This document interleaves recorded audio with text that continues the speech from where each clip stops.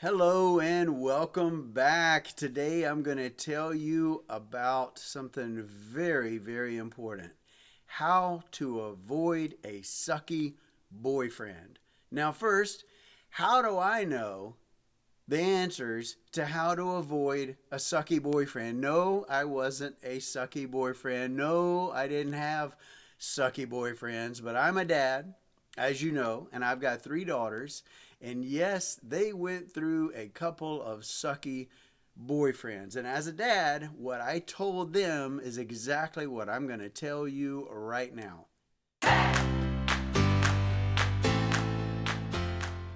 Okay, I'm going to divide our little talk right now into three categories under the umbrella of how to avoid a sucky boyfriend, right? So, number one, I'm going to tell you what to look for in a guy from the start so that you can avoid this altogether and it not even happen. Number two, I'm going to tell you some early signs to look for that'll clearly tell you that he is a sucky boyfriend. And number three, I'm going to tell you what absolutely, positively not to do in a relationship before you know what kind of guy you're with. All right, let's talk about what to look for in a guy from the start. Number one, and this may touch you, it may not, but this is what I talk about on my channel: his faith, his walk, his Christianity. What is his belief? That right there is the number one qualifier for my girls. As a dad, looking into them and teaching them and growing them up and trying to help protect them and keep them on the right path, number one is to look for a guy's faith. And not just, oh yeah, I'm a Christian, I go to church. Watch his walk. Watch how he does that. What does his private walk with Jesus look like? Does he really love God? Does he really love his salvation? Is he grounded in his faith? Does he really have a solid upbringing? Does he read the Bible? Does he go to church? Is he in a small group? What does he do in his walk? Does he pray for other people? Does he selflessly think passionately and empathetically to other people and for other people to pray into their lives? Is he a giver? Is he somebody who loves people unconditionally? Is he somebody who reaches down to the weak and helps them up? What kind of faith does he have? So that's number one, his walk. You need to really look for a guy with a solid walk. Now, yeah, your walk develops over time. I wasn't like this superstar, rock star, in my walk. Not that I am right now anyway. Who is?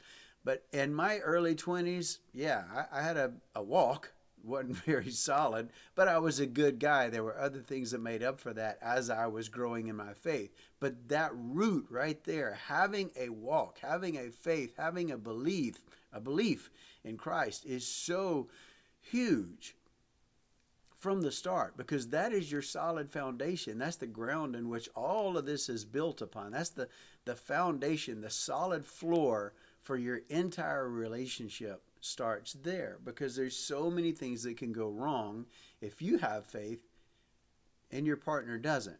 If he's not one of faith, if he's still kind of seeking and wondering and hadn't figured it out yet, there's a lot of other things that can come into the relationship that can go wrong, right? So number one, make sure that he's got a solid faith. Number two, in what to look for in a good guy, and to make sure that he's not the sucky boyfriend, and to be able to avoid this altogether, is watch how he respects you in private. So when you two are together, does he respect you? Does he open doors for you? Does he let you walk first? Does he protect you? Does he hold your hand? Is he moving slowly in the physical department? Does he treat you with respect? Does he listen to you? Does he laugh at your jokes? Does he validate what you're saying? Does he appreciate what you do? Does he support your career? Does he like your family? Does he like your friends? So how does he respect you in private? Really watch that. Watch his actions. And then number two, how does he respect you in public? So when you are in public, when you're around friends, does he say anything that would be off color? Does he say anything to hurt your feelings? Does he say anything to put you on the spot? Make sure that he's a guy that respects you in public as well. And lastly, in this department, there's a lot of different ways, but I've just come up with a few of the big ones. The last one is, how is his relationship with his parents? He might have a single dad. He might have a single mom. Maybe he's got, the couple, the mom and the dad.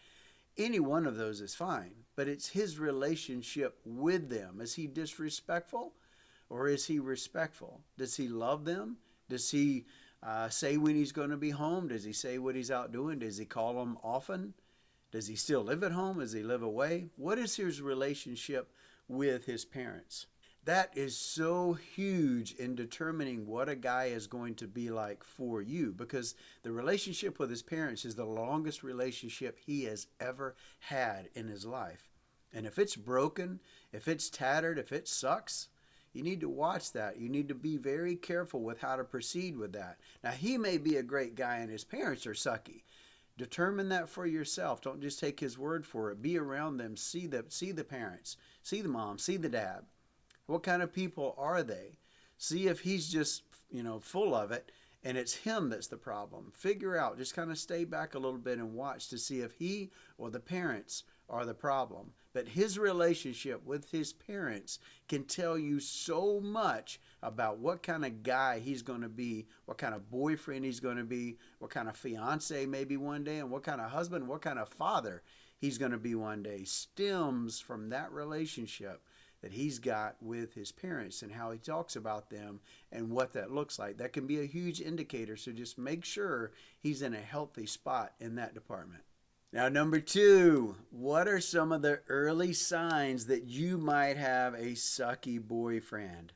Is he critical of your appearance? So early on, it's all fun and games. This, everybody loves everybody and you're holding hands, you're falling in love. You get butterflies when you think about them. You're hoping that they're going to text you. You get all the googly stuff early in a relationship. So anybody can be on their best behavior for the first few days, weeks, or even a month or so. As your relationship starts progressing, is he ever critical of your appearance? Does he make snide comments like, are you going to wear that? You're really going to wear that outside? So it's really twofold. Number one, he's kind of taking control over you and you don't even realize it.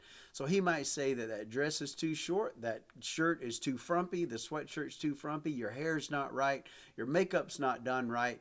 Little digs in your appearance, little critiques, critical comments, digging comments on your appearance is one of the very first early signs that you're going to have a sucky boyfriend and he's going to be very controlling in your life. So if he's ever critical of your appearance, and not in a fun way, not in a positive way, not in a helpful way, it's more of a dig, be very careful, because the water's starting to get hot and it's going to be boiling before you know it, and you're going to be stuck in a boiling pot with a sucky boyfriend.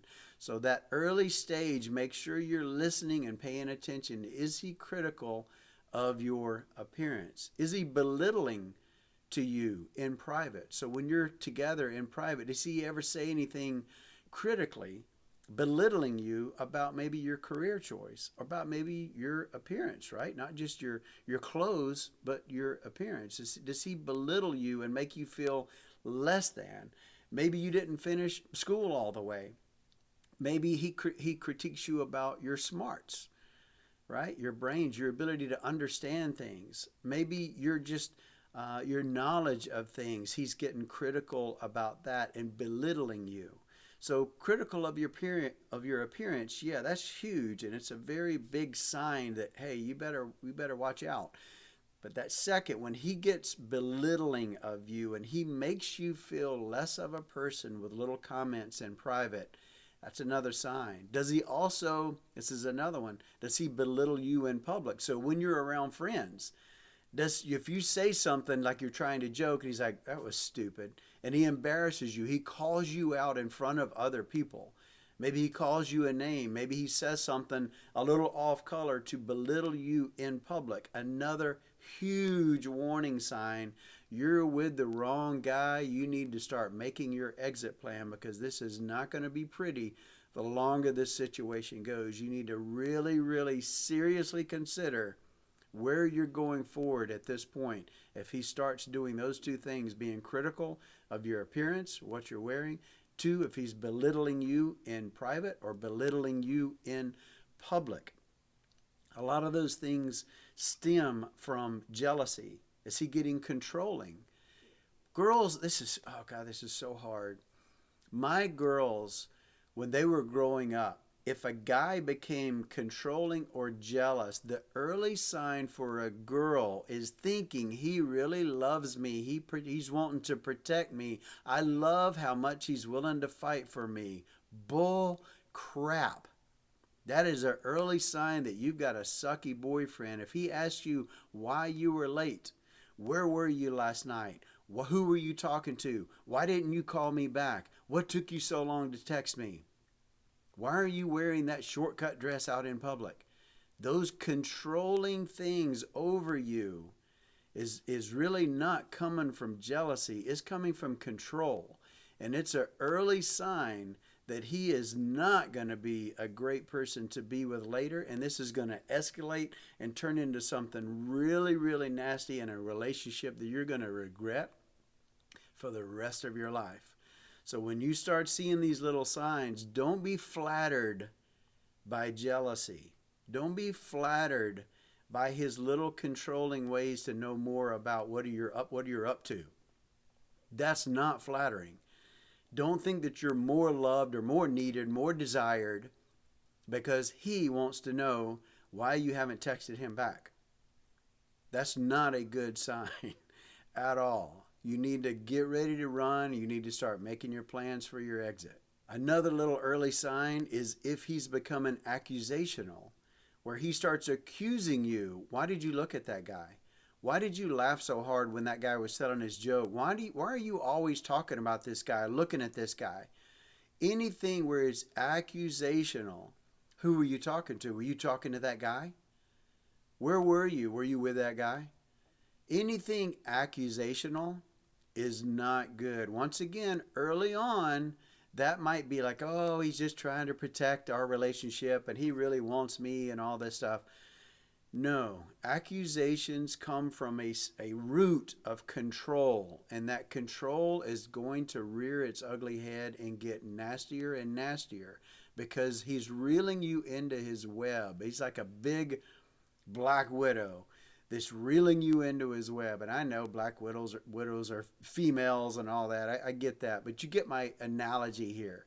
He is a big bad spider that's slowly luring you into his web.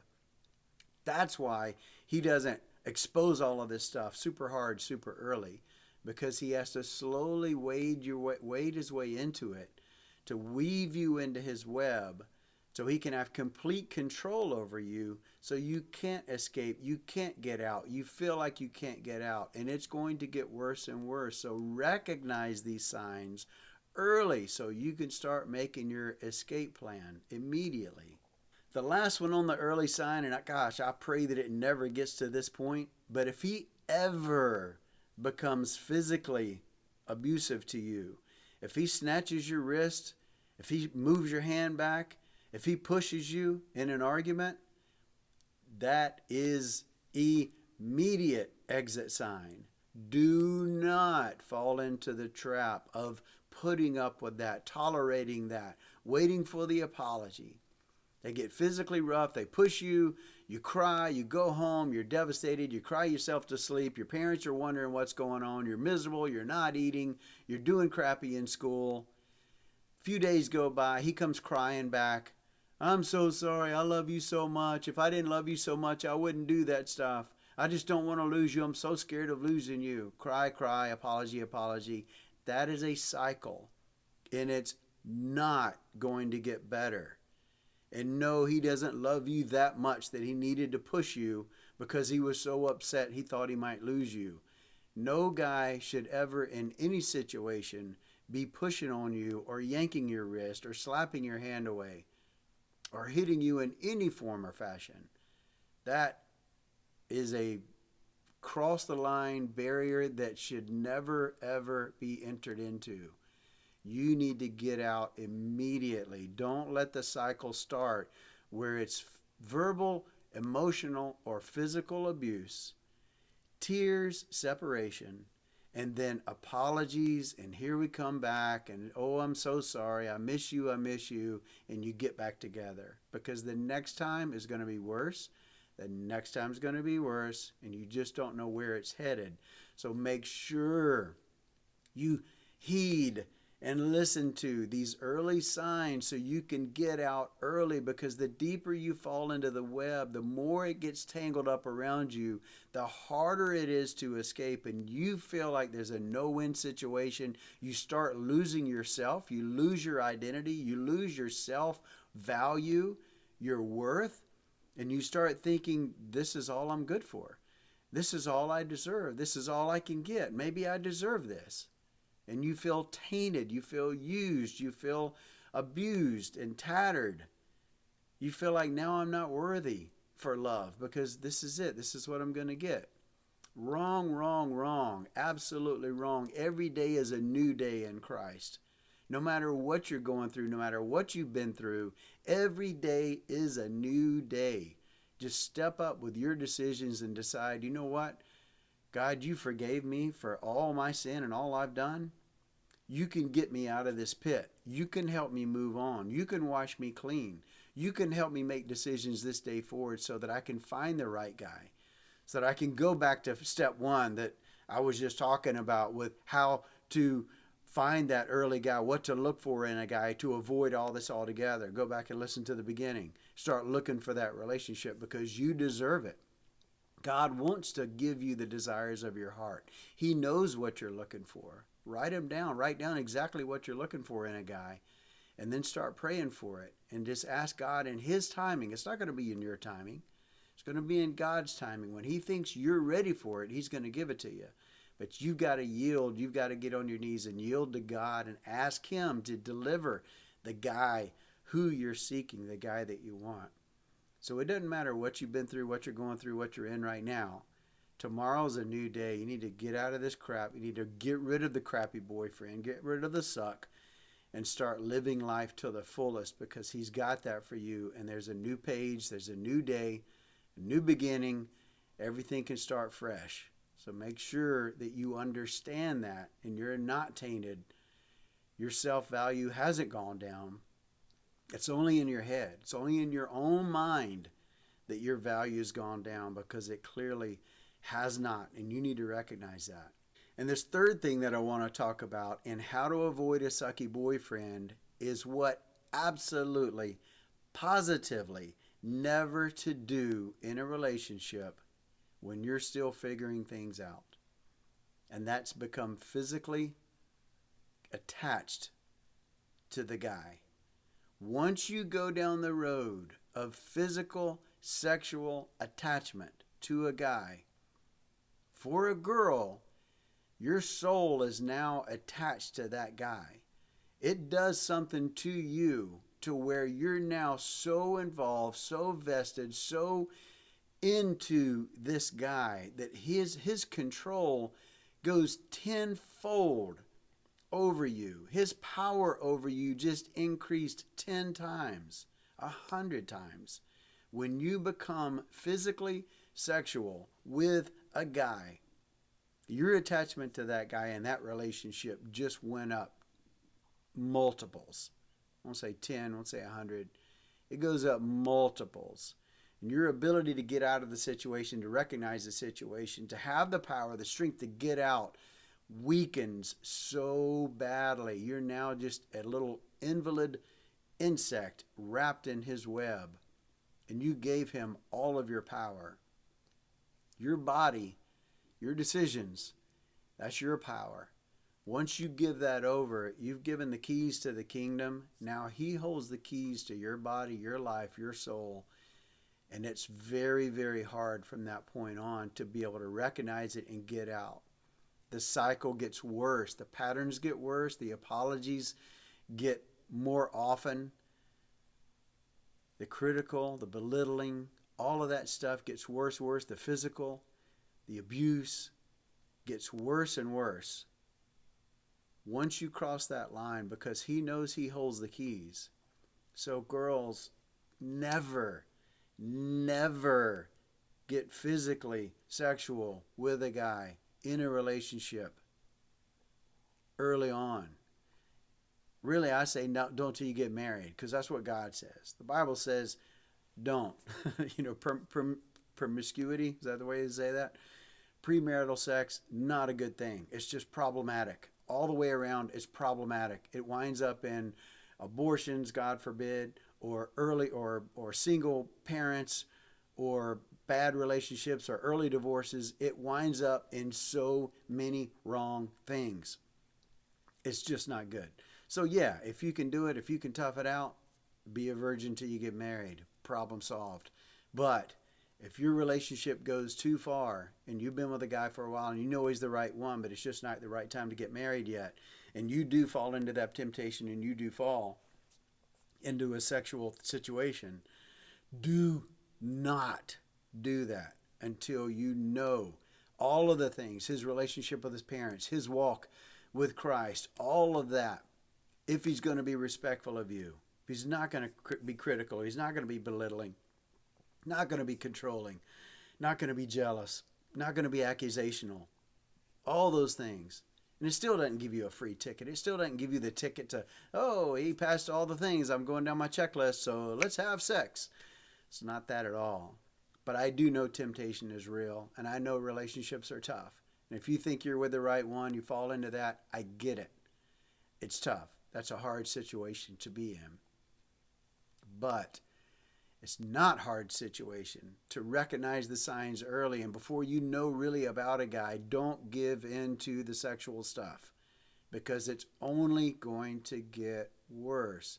And I know 100,000 to 1,000,000 girls before you would tell you, when they're 30s, looking back in their teens and their 20s, listen to this guy because he knows what he's talking about. I had those relationships. I saw the signs. I ignored the signs. I fell into the trap. I got stuck. We got sexual. He had complete control over me.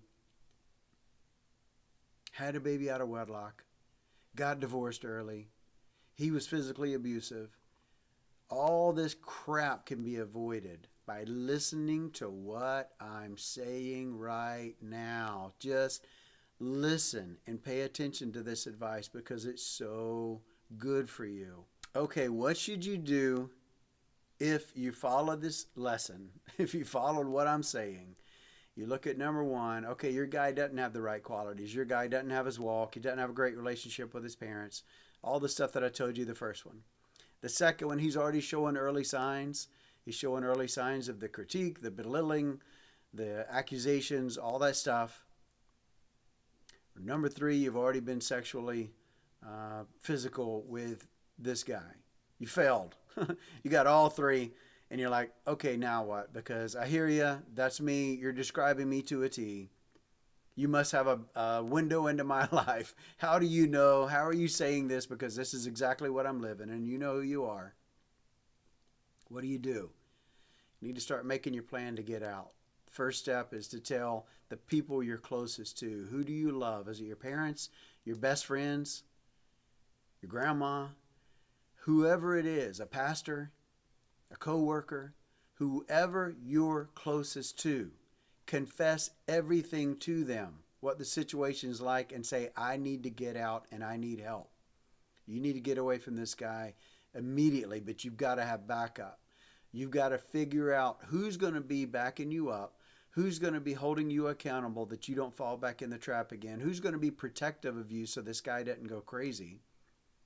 You need to get your plan, your team together. Let them know you're doing this, you're ending it, you're getting out, and you need help. Let them help you through this. Then figure out what your life is going to look like after that point. You need to get other things into your life immediately. If you're not in a small group, get into a small group. Take an extra class. Take a night class. Do something. Pick up a hobby. Pick up a sport. Find other people to hang with. Coffee time, mom time, whatever it is for you, whatever that looks like to you, find other things to get into that's going to occupy your time, because the more downtime you have, the more time you have to self-doubt yourself and realize, oh, maybe this guy is all I'm going to get. Maybe this is the best it's going to be. And I'm going to go back to him. I'm going to fall into that trap again. And here comes the apology. You're right. We're back together again. You're still on the suck train all the way, right? You don't want to do that. You need to get your team together. You need to figure out what your life is going to look like after this. Get all those things into place and then take action. Cut it, end it, whatever you've got to do to end that relationship and get away. Find people to protect you, help you through this process, and get out of that. If it's early for you and you're starting to see these signs, don't think it's going to get better. Don't think, well, he's so good looking. Well, I'm so lonely. Don't forgive those things. If they're there, they're going to get worse. They're not going to get better. You're not going to change the guy. He's going to change you. You need to get out. So if you're early in it, if you're in the middle of it, if you're late in it, wherever you are, and you're realizing by listening to what I'm saying that you're in one of these suck relationships with the wrong guy, you need to make your exit plan and get out. But it starts with building a team of people who love you and can protect you and hold you accountable. And number 2, figuring out what your life is going to look like and plug that void with other things, other healthy things. Working out, whatever it is, jogging, like I said, sports, small groups, whatever it is, whatever that looks like, get into it. I know you can do this. That's my lesson for today. I hope you took something out of it. I know it's kind of a heavy subject, but if you know people who need this kind of stuff, tell them about my channel. Make sure you subscribe. Look around my other videos. I talk about a lot of stuff. This is just one of them. So if you find a topic that fits you and your situation, check it out. Share it with a friend. I appreciate you being here. Thank you so much for stopping by.